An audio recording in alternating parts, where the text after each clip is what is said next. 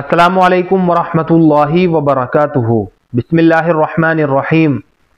नहमदुहू व नुसल्ली अला रसूलिहिल करीम। अम्मा बाद।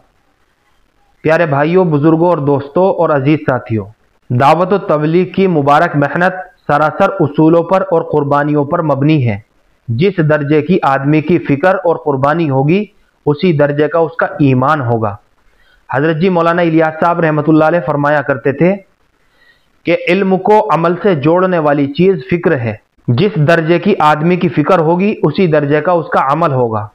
अगर फ़िक्र से आदमी का सीना खाली हो जाए तो इल्म कहीं और होगा और अमल कहीं और होगा। इसी फ़िक्र और सलाहियत जैसी बेपनाह अजीम नेमत से अल्लाह रब्बुल इज़्ज़त ने हज़रत जी मौलाना यूसुफ साहब रहमतुल्लाह अलैह को नवाजा था। उस ज़माने के अंदर उलमा इकराम के अंदर ये बात बहुत गर्दिश करने लगी थी कि ऐसी क्या खूबी है हज़रत के अंदर, जिस खूबी की बिना पर अल्लाह रब्बुल इज़्ज़त ने हज़रत जी से आलमी काम लिया है। तो उस ज़माने के अंदर उलमा इकराम ने मशवरा किया कि हज़रत की खूबियाँ तलाश की जाए। तमाम उलमा इकराम के मशवरे से ये बात सामने आई और किताबें सामने रखी गई और हज़रत की खूबियों को तलाश किया गया। और उलमा इकराम किताबें देखते गए और निशान मारते गए और यूं कहते गए कि ये वाली खूबी तो और आलिमों में भी है और आलिमों में भी है और लोगों में भी है और अल्लाह वालों में भी है। सारी खूबियों के ऊपर निशान मारते गए। काफ़ी तलाश और बिसियार के बाद उलमा इकराम को दो खूबी खास मिली हज़रत के अंदर, जिसको बुनियाद बनाया अल्लाह रब्बुल इज़्ज़त ने आलमी सतह पर इनकलाब के आने का और इस्लाम के फैलने का और इस काम के हरकत में आने का। दो खूबी खास मिली। ये दो चीज़ें खास थी हज़रत के अंदर और ये दोनों चीज़ें हमें भी अपने अंदर पैदा करनी होगी। पता है वो दो खूबियाँ कौन सी थी?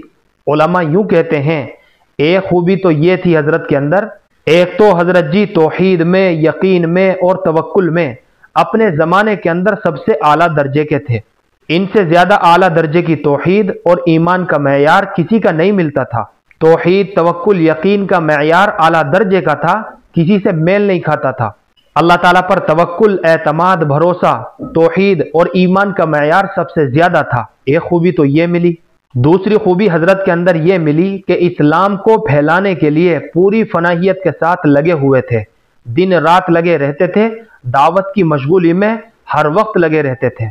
तो ये दो खूबी खास थी हज़रत के अंदर, जिसको बुनियाद बनाया अल्लाह रब्बुल इज़्ज़त ने पूरी दुनिया के अंदर इनकलाब के आने का, इस्लाम के फैलने का और इस काम के हरकत में आने का।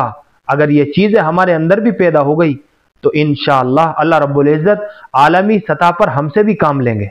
और जब इंतकाल हुआ हज़रत का और जनाजा तैयार हो गया तो लोगों ने कहा कि भाई जनाजा घर के अंदर भेज दिया जाए ताकि हज़रत की वालदा भी एक मरतबा ज़ियारत कर ले और घर की तमाम ख़वातीन भी एक मरतबा देख ले।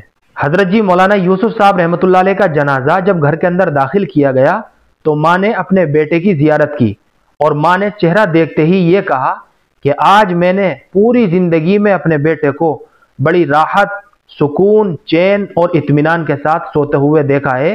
इससे पहले एक मरतबा भी मैंने अपने बेटे को इतनी राहत, सुकून, चैन और इत्मीनान के साथ सोते हुए नहीं देखा। हर वक्त बेचैन रहता था। ये हज़रत की वालदा के मलफूजात हैं। तो मेरे प्यारे भाइयों, ये दो खूबी खास थी हज़रत के अंदर, जिनको बुनियाद बनाया अल्लाह रब्बुल इज़्ज़त ने आलमी सतह पर काम के फैलने का, इस्लाम के फैलने का और इस काम के हरकत में आने का। हज़रत फरमाया करते थे कि ये काम तो यकसुई चाहता है, फरागत चाहता है। बिल्कुल दिमाग तमाम मशगूली से खाली हो, कोई मशगला दिलो दिमाग के अंदर ना हो रत्ती भर भी, सिवाय इंसानों की हिदायत के, और काम के लिए फारिग हो जाए। अगर ये सिफत हमारे अंदर पैदा हो गई तो अल्लाह रब्बुल इज़्ज़त आलमी सतह पर हमको भी कबूल फरमाएंगे।